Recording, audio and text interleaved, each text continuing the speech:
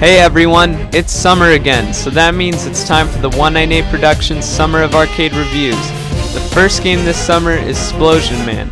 Now I bet a lot of you are wondering just what the heck this game is all about. Well, this is a classic platformer with very original graphics that brings a fresh approach to the platforming genre. It has fast action, fun multiplayer, and great replayability. The story is that after an experiment has gone wrong, Splosion Man is born and will go through many trials to try and escape the underground laboratory. Splosion Man is one of the most original characters I've ever seen. He's wacky the entire time you play, whether he's laughing, screaming, or mumbling to himself while you are platforming through your adventures.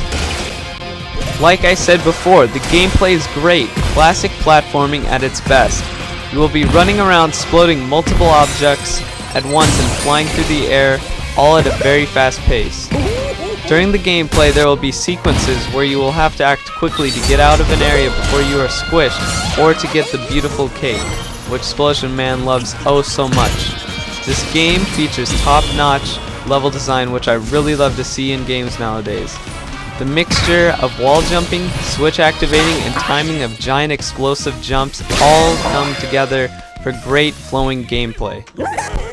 It's amazing how much fun there is to be had with multiplayer.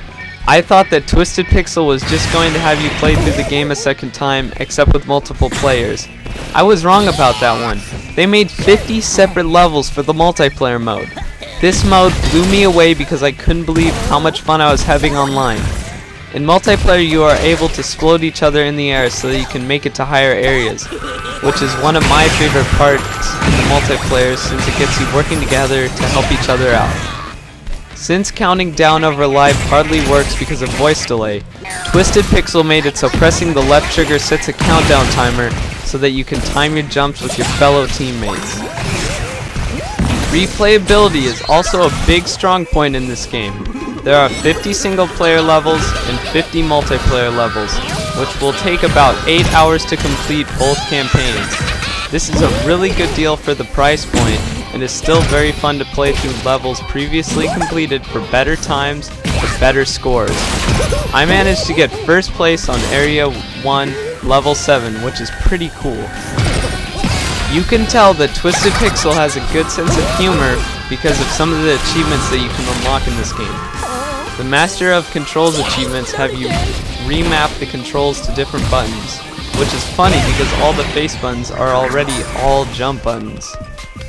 They also want to make sure that you know that the cake in this game is not a Portal reference, since that's the name of the achievement for collecting all of the cakes.